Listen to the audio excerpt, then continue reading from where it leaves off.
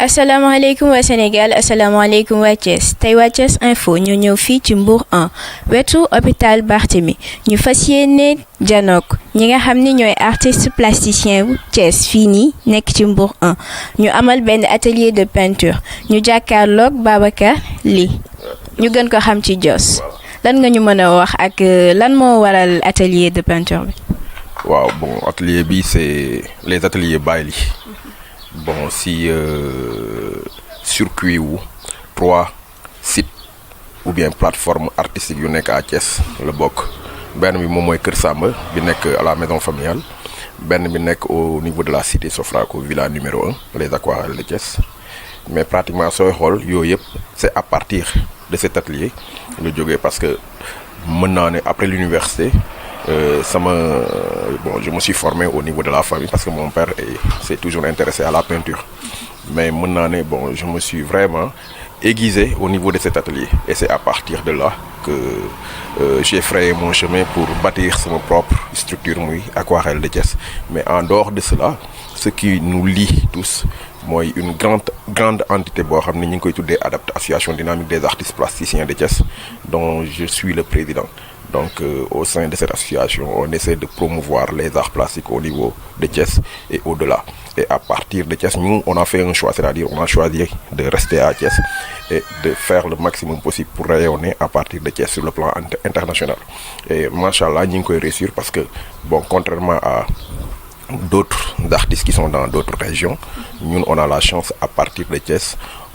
nous, des partenariats sur le plan international en Italie, en France, en Norvège, et on fait des résidences croisées avec des artistes européens, et ça nous permet aussi d'être mobiles. Et c'est ça qui fait la force de Thiès, et c'est ça qui fait que, à partir et au sein de notre association, on a su développer des projets qui nous permettent de faire rayonner les arts plastiques au niveau de Thiès et au-delà. Voilà, donc en ce moment, on est en train de préparer la biennale au niveau du Sénégal. Parce que c'est un rendez-vous international de l'art plastique qui s'organise tous les 2 ans au niveau du Sénégal.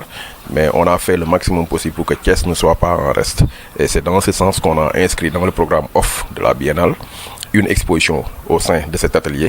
C'est-à-dire au niveau des ateliers Baye Ly les aquarelles de Thiès et les ateliers Kër Samba. Donc incessamment on va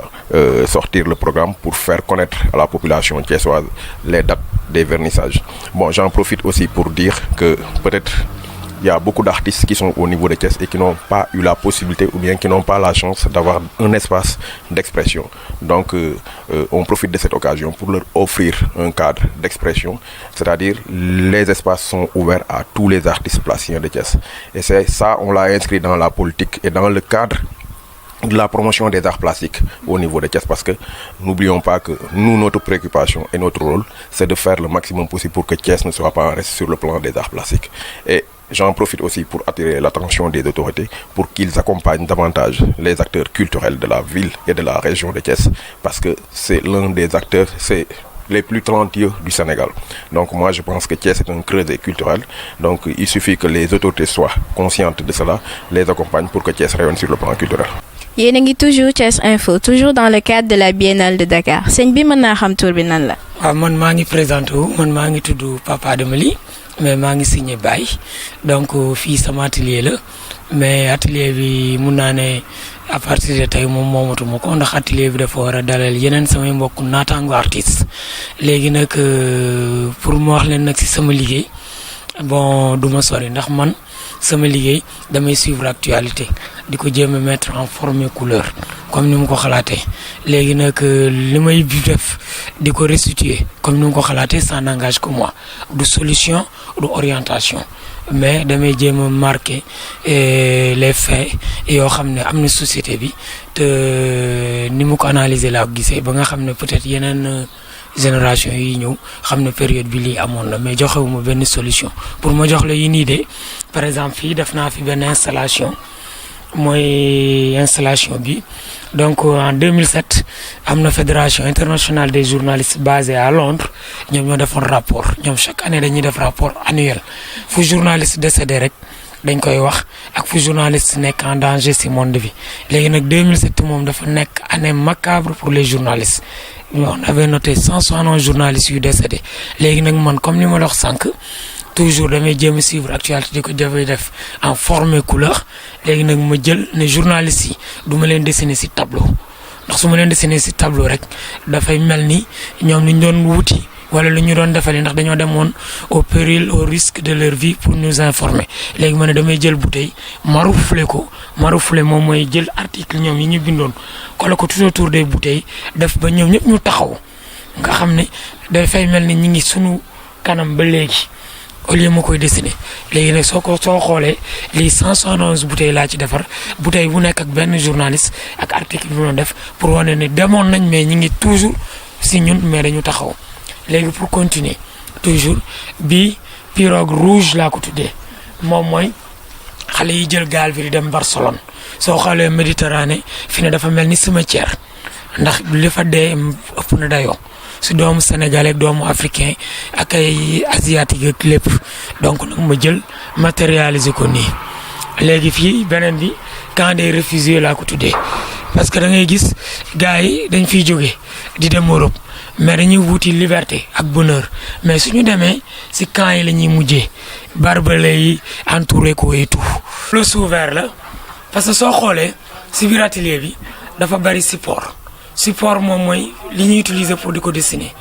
jël naa bouteille ma reflé ko pour matérialiser journalistes yi demoon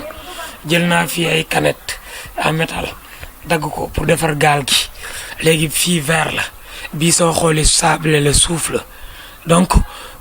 univers bi ma nekk nii support yëpp laay utiliser léegi pour revenir si tableau bi sous verre la donc job la boo xam ne dafa assez spécial donc soo xoolee sous verre yi nga gis si dëkk bi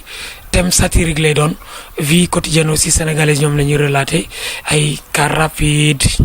ay scène de vie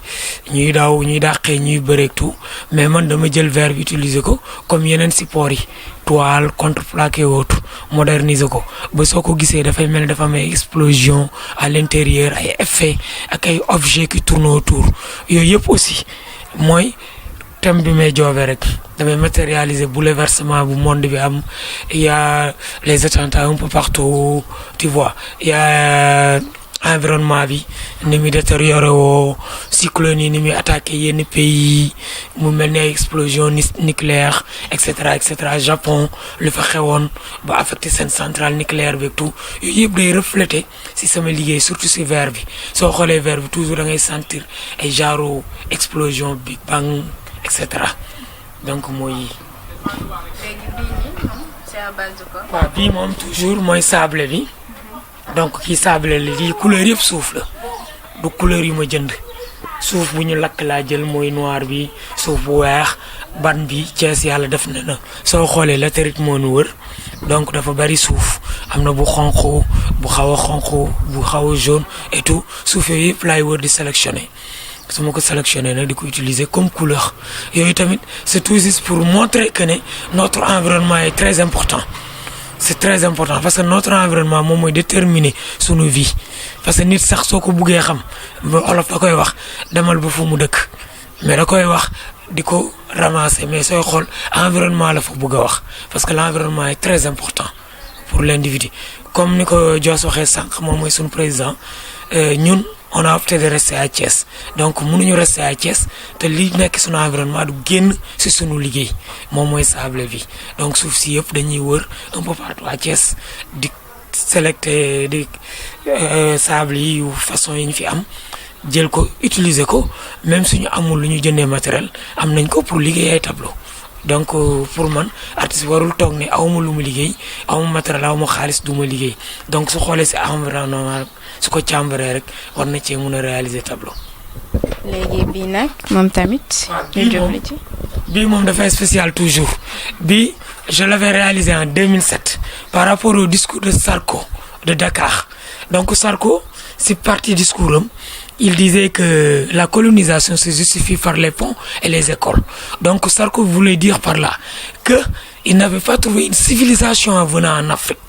léegi nag man bu ma fufinee bu ma xoolee gëstu càmbar dama gis ne art premier moom mooy sculpture yi masques et autres day wone ne avant colonisation parce que sculpture yooyu ñu ngi foon y avait un chef et un gouvernement qui tournait autour de ce chef sculpture yooyu ñooy wone loolu léegi nag donc sculpture yi fen looloo Sarko parce que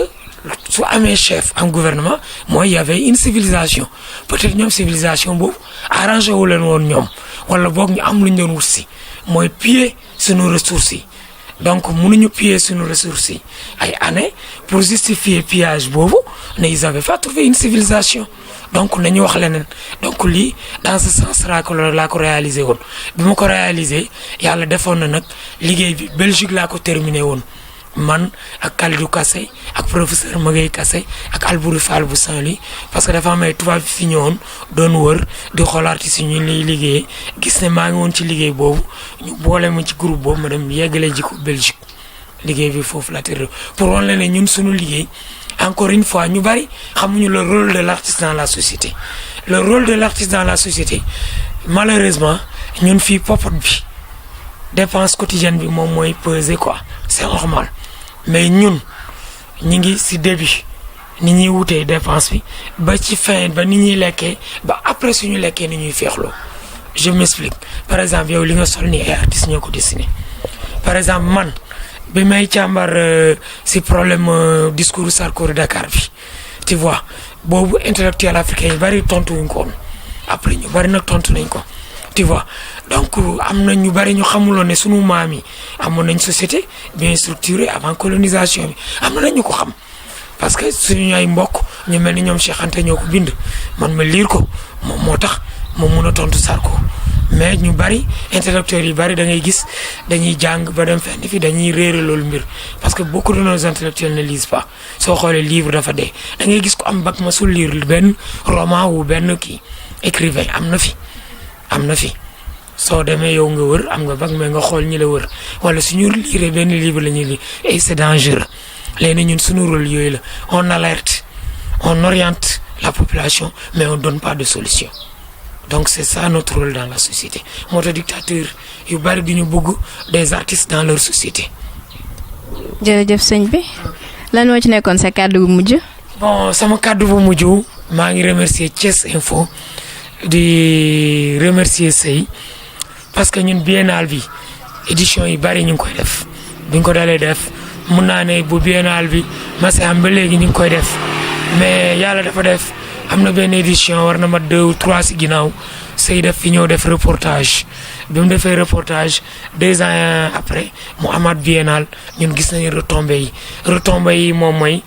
am nañu ay visiteurs yu jógee Dakar man ba ma jaay ci 4 tableaux te yeneen édition avant yi masul am donc sama kàddu bu mujj moom mooy di remercier Thiès Info parce que ñun fii la ñu toog mais ñoom ñi nga accompagner les artistes yu toog à Thiès lu koy firndeel moom mooy am nañ suñu benn naataango bu fi jógee mooy Pape Boubou Guèye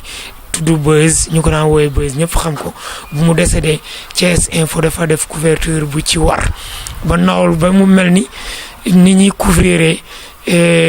Dakar vraiment ñu kontaan ci ba ñëpp di ko wax encore une fois merci à Thiès Info wane ne vraiment c'est équipe la bu dynamique lu lépp lu ñu Dakar ñoom wane nañ ne à Thiès am nañ comme lu Dakar am te jaratul ñuy dem Dakar te loolu mun naa ne région yëpp Thiès rek moo ko am encore une fois merci. yéen a ko gisandoo yéen a ko déggandoo tey waa Thiès Info ñoo ñëwoon fii ci Mbour 1 ci atelier Bayli ñu xool ni mu toogee d'ici là nag portez-vous bien ñu ngi leen di ñaanal jàmm ju sax ak sutura wasalaam.